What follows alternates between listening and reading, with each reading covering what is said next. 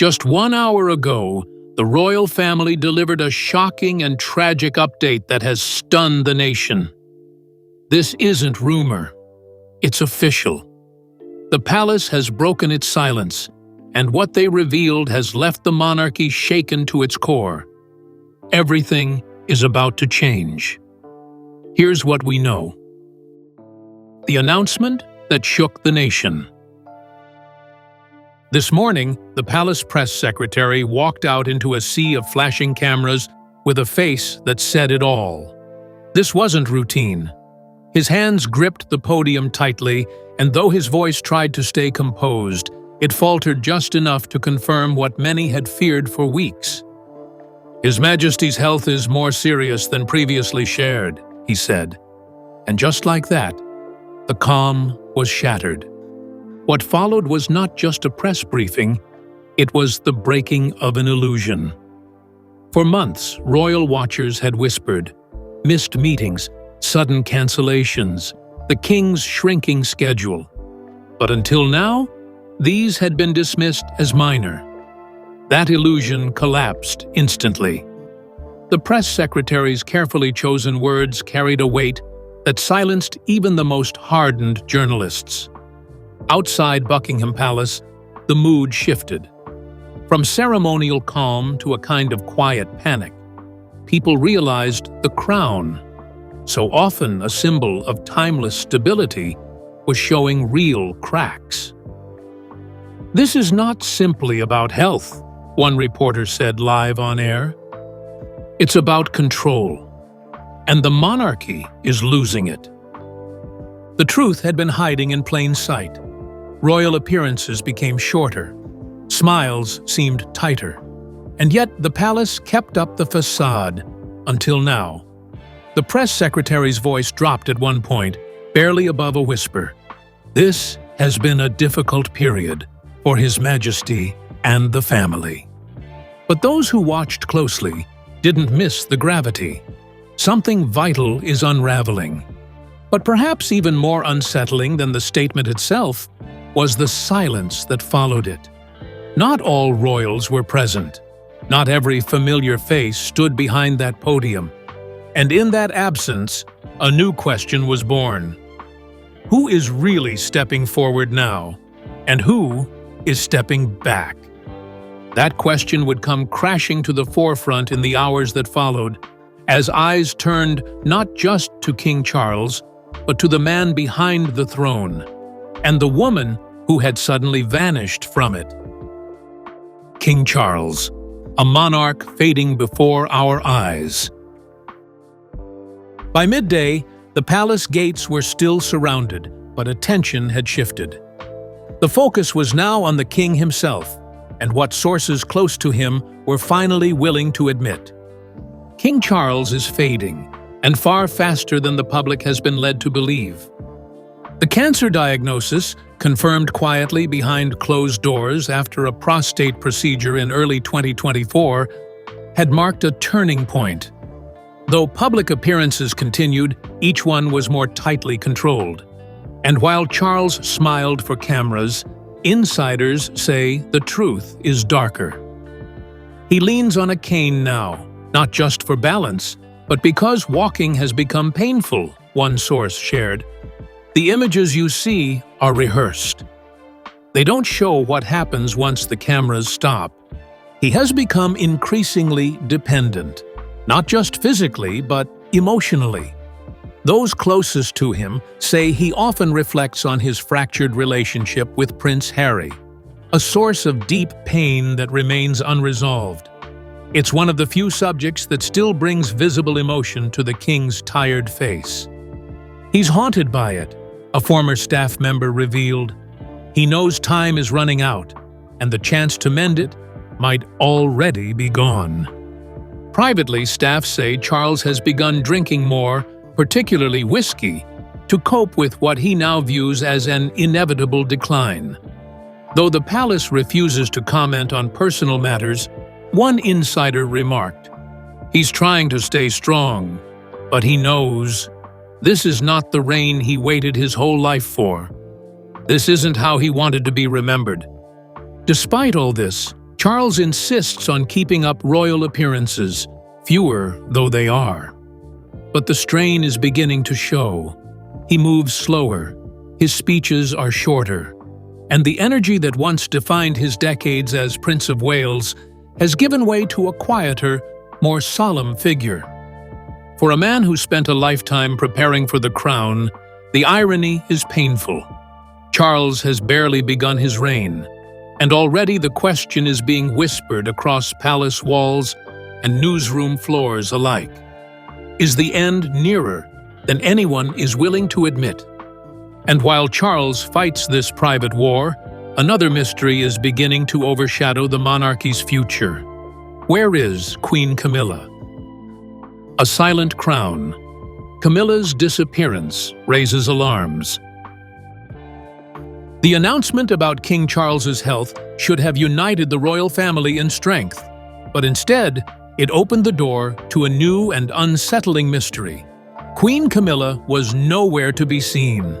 Her absence during one of the most important royal moments in recent years wasn't just noticed, it was deafening. For a woman who has spent years trying to prove her loyalty and devotion to the monarchy, her decision to vanish at a time of crisis raised immediate questions, and the palace offered no explanation. Royal watchers didn't take long to start speculating. Was she ill herself? Had she chosen to step back out of respect for Charles's privacy? Or was something more serious unfolding behind the scenes? Some close to the palace hinted at emotional exhaustion. Others went further, suggesting that Camilla was beginning to feel pushed out of the inner circle, as influence quietly shifted to William and Catherine. What made her absence even more jarring was how symbolic it became. Camilla, once seen as the king's anchor, wasn't there when it mattered most. She wasn't standing beside him. She wasn't offering support to the press. And she certainly wasn't helping stabilize public emotion. In a family that lives by symbols, her silence spoke louder than words. One insider described the situation bluntly. This was the kind of moment when a queen consort should be front and center. Instead, she disappeared. And the palace didn't fight to keep her visible. That statement raised the real fear. Was this disappearance voluntary or strategic? With King Charles visibly weakened and the monarchy in a vulnerable place, every public gesture matters. And in the middle of it, the woman once controversially crowned beside him had simply vanished. It fueled old doubts. It reopened old wounds. And it reminded people of something they had tried to forget. Camilla has always walked a tightrope between acceptance and rejection. The timing couldn't have been worse. Public support for the monarchy is already fragile. Camilla's popularity has always lagged behind. And now, with Catherine and William rising fast in the public eye, her place in the royal story feels more uncertain than ever. Rumors quickly swirled that she may take on fewer public duties in the coming months, with health and emotional well-being used as the public explanation. But the truth may be harsher. Camilla could be quietly stepping into the background for good, not as punishment, but as palace strategy. Her absence from the announcement may have been the first clue, not an accident, a signal. Because in a monarchy where power is passed in glances and silence is more powerful than speech, Camilla's disappearance was not just a mystery. It may have been the beginning of her exit. And while she remained silent, Prince William did not. Because in the very moment Camilla stepped back, the heir stepped forward, with purpose. Prince William, the reluctant heir, becomes the unofficial king. The cameras may have been focused on the palace press secretary, but those watching closely saw something far more telling. Prince William standing at the center of it all. His posture was rigid. His face was solemn, and in his eyes, there was no confusion. There was only readiness. It was clear to everyone. He is already carrying the crown, even if no one has said it out loud. William wasn't just there to support his father. He was there to represent the future. With King Charles visibly deteriorating and Queen Camilla absent from the scene, the monarchy's survival now rests heavily on William's shoulders. And for the first time, he didn't look like the heir waiting patiently. He looked like the man already stepping into the role. Palace insiders say William has been taking more control behind the scenes than ever before. High-level meetings, briefings, and strategic planning sessions are reportedly being conducted with William at the center, often with Catherine by his side. Meanwhile, Clarence House, the base of Charles and Camilla, is beginning to feel like a relic of the past. Everything now runs through Kensington, one royal staffer noted. He's not just preparing for the throne, he's shaping it. The public is responding. William's calm presence during the announcement drew admiration. He didn't speak, but he didn't need to. His body language said what the press statement couldn't. He's ready, even if it's too soon. In that one moment, the royal family had a king, whether or not he wears the crown. Behind closed doors, some within the palace see this as the natural transition. Charles's reign, while symbolic, has always felt like a bridge between Elizabeth II's era and William's modern monarchy. But now that bridge feels like it's crumbling fast. And William isn't waiting for it to collapse. He's already crossing. This transition has been slow, quiet, and deliberate. But today, it was visible. William took his place not beside the announcement, but behind it, holding it up, stabilizing it. That presence wasn't accidental, it was a message. One former royal advisor put it simply, he's stepping up because he has to. The institution can't afford to wait anymore. And the timing aligns perfectly with the public's growing trust in William. He is the most stable figure the monarchy has, and that includes the king himself. But perhaps most importantly, William's rise comes with a partner. Because right behind him, just slightly off camera, was Catherine, steady, composed, and rising just as fast. And together, they're not just holding the future, they're taking it. Catherine's quiet power, a queen in everything but name. While the world watched King Charles fade and Queen Camilla vanish, Catherine stepped forward, not loudly, not dramatically, but with the calm, quiet presence the monarchy now desperately needs. In public, she remained graceful and composed. But to those who were watching closely, it was clear. This was more than support. This was leadership. She stood beside William like an equal, not a background figure. Her posture was poised, her expression serious. And though she said nothing, her silence didn't signal fear. It signaled strength. Catherine has always been respected. But now she's becoming the emotional anchor of the monarchy, and for many, the true queen in waiting. Royal aides say Catherine has been stepping into more senior roles behind the scenes for months, coordinating outreach, guiding key charities, and, more importantly, helping manage the monarchy's fragile public image. In a time when every royal is under a microscope, she's remained untouchable, trusted, popular, admired. She's everything the monarchy wants to be right now, modern, stable, and above the noise, one source said. And that statement isn't just flattery. Poll after poll shows Catherine's approval ratings soaring, often outshining even William.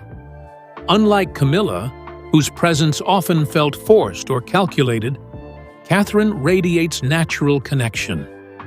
Her every handshake, every school visit, every warm smile feels sincere. And that authenticity is now the royal family's most valuable asset. But there's something deeper happening.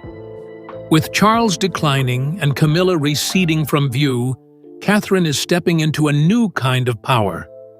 It's not about titles. It's about trust. She's becoming the face of the monarchy's future, not just beside William, but as her own force.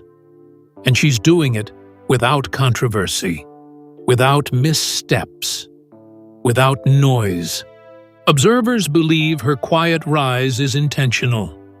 Every appearance, every word, every outfit, all carefully timed, all sending one message. The future is in capable hands. The crown may not rest on her head yet, but in the public's mind, she's already earned it.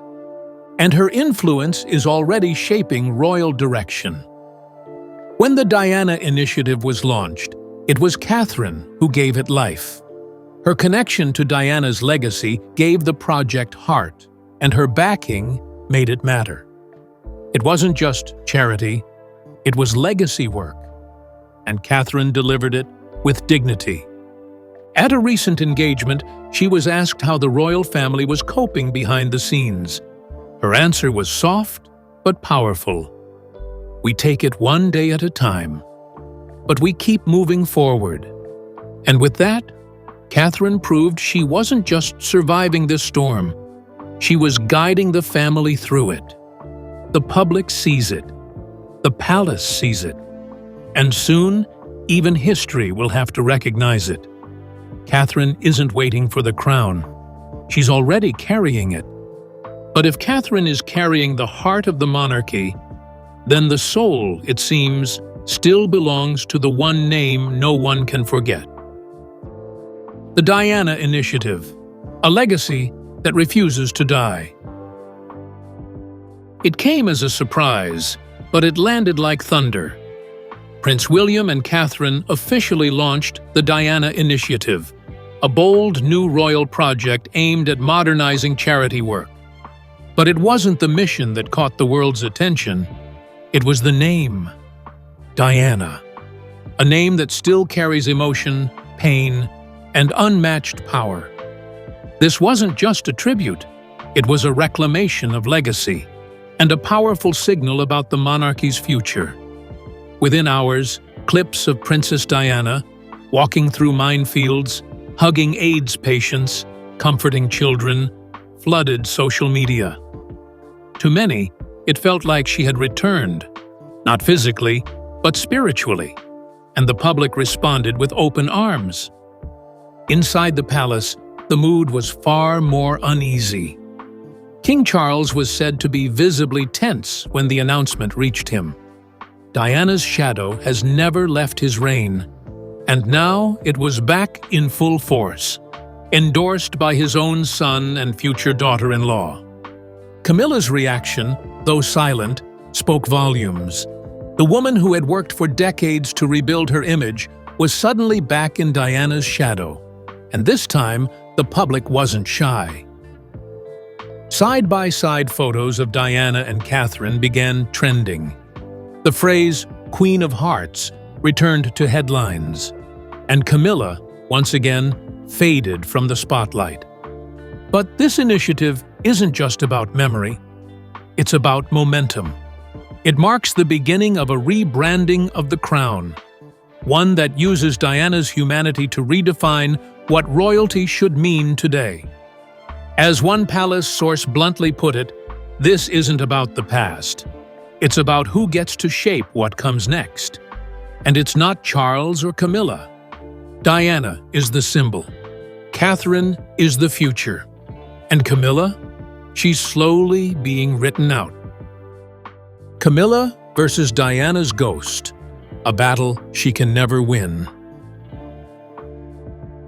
As the Diana Initiative surged into the spotlight, Queen Camilla's silence became impossible to ignore.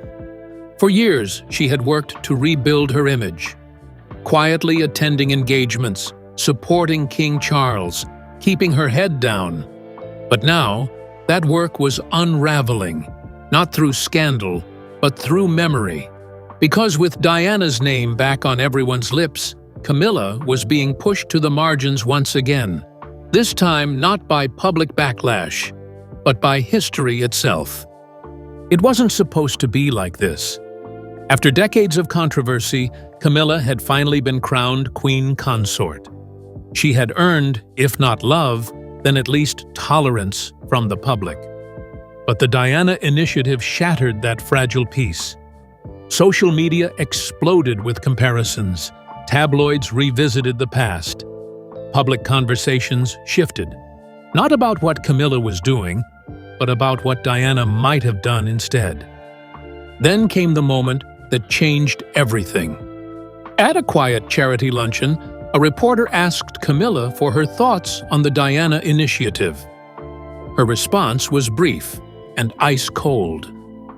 The monarchy has always served with dedication. We don't need to invoke the past to prove it, she said. The quote spread like wildfire. In that single sentence, Camilla didn't just defend herself. She dismissed Diana's legacy, and by extension, Catherine's role in honoring it. The public saw it instantly. Commentators called it petty. Online, hashtags like #QueenOfHeartsNeverLeft and #StillDiana'sCrown began trending. What was meant to be a neutral reply now looked like a declaration of rivalry. And Camilla wasn't winning it. Catherine, true to form, didn't respond right away. She waited. And then, days later, at a small Diana Initiative event, she spoke. Calm, measured, but with unmistakable strength, she told the audience, "This work isn't about the past. It's about the future we build together." That was all. No drama, no confrontation, but it was enough. The crowd applauded. The press praised her. And Camilla, once again, faded into the background. The reality is cruel, but simple. Diana is still the emotional centerpiece of the monarchy, even in death. And Catherine, who now carries that legacy with grace, has become the modern embodiment of everything the public admired in Diana. Against that, Camilla's long, quiet climb toward acceptance can't compete. Insiders say Camilla has grown distant, even withdrawn.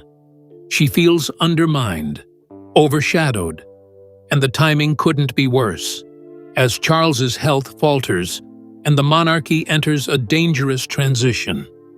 Because the ghost of Diana isn't just haunting Camilla's public image, it's reshaping the entire future of the crown.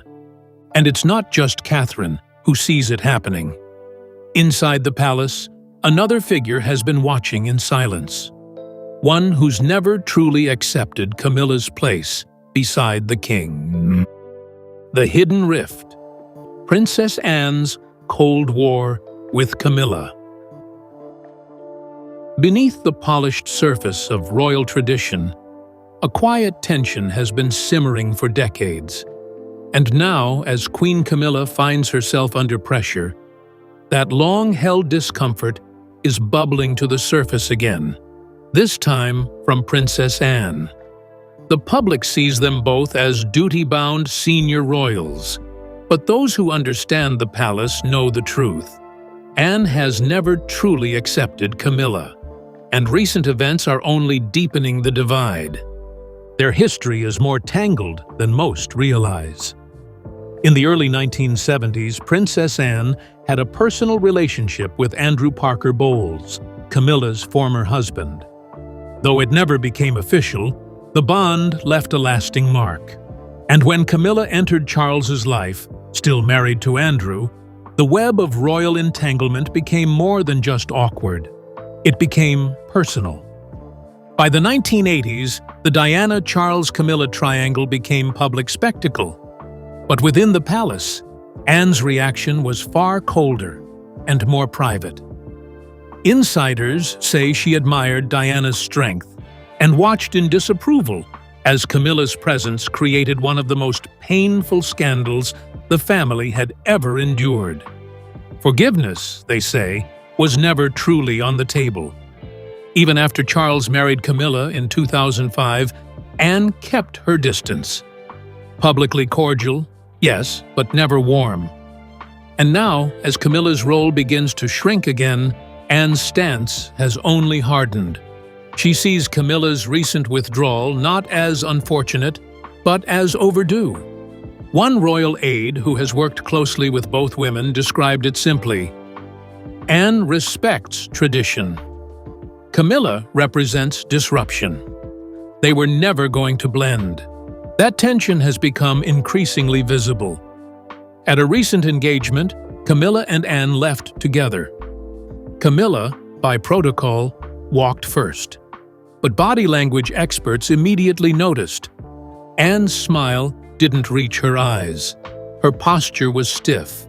It wasn't just formality, it was distance, deliberate. Then came Camilla's sudden cancellation from a major public event. The official explanation was illness. But behind the scenes, whispers grew louder. Was she retreating voluntarily, or being quietly pushed out? Some believe it was Anne who firmly encouraged the decision. Not out of cruelty, but out of commitment to keeping the monarchy stable in a moment of crisis. While Camilla pulls back, Anne remains unshakable. Her schedule is full. Her dedication is unwavering.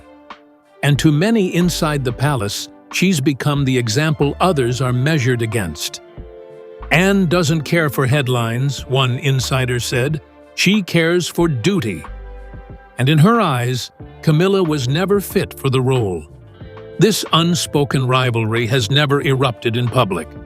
But now, in Camilla's silence and Anne's steady gaze, the contrast is impossible to miss. Because as one queen quietly slips away, another royal force is still standing firm. One who's never needed a crown to command respect. And in this storm of fading influence and rising heirs, the question is no longer about individual titles, it's about where the crown is truly heading next. The silent shift. Is the crown already being passed? With Charles declining and Camilla stepping back, the monarchy appears calm on the surface. But behind palace walls, power is quietly changing hands. And the transition isn't happening with ceremony. It's happening in silence, in meeting rooms, in who shows up and who doesn't. Royal insiders say that decisions are now made through Kensington Palace, not Clarence House. Staff who once served Charles now answer to William. Advisors are shifting loyalties, and press briefings, once centered on the king, are now shaped around the Prince and Princess of Wales. Charles is still king in name, but in practice, William is already leading. And he's not doing it alone. Catherine's influence is growing just as fast. Together, they are presenting the image of stability the monarchy desperately needs, while the actual head of state fades quietly into the background. As for Camilla, her influence has dimmed almost overnight. Less visibility, fewer public appearances. Her voice, once needed to support a newly crowned king, is no longer central to the monarchy's future. It's a quiet exit wrapped in tradition. The torch is being passed, said one former courtier, but not in the way people expected. Not with titles or declarations, with presence. This is not rebellion. This is evolution. A slow, deliberate rebalancing, not forced, but inevitable. And the world is noticing. Because while the crown hasn't physically changed heads, its weight has already shifted. Now all eyes turn to what comes next. The crown's future, glory, ghosts, and the great unknown. The monarchy has endured wars, abdications, and scandals. But its most delicate transformation may be the one happening right now, a crown reshaping itself in real time. King Charles still holds the title, but his illness is slowly rewriting the story of his reign. Not as a chapter of reform, but as a short passage of transition. His legacy is already being eclipsed by memory, by emotion, by momentum. Camilla, once controversially crowned, is now fading from the frame. Her step back feels less like rest and more like retreat. Some say the palace is preparing for a monarchy without her at its center.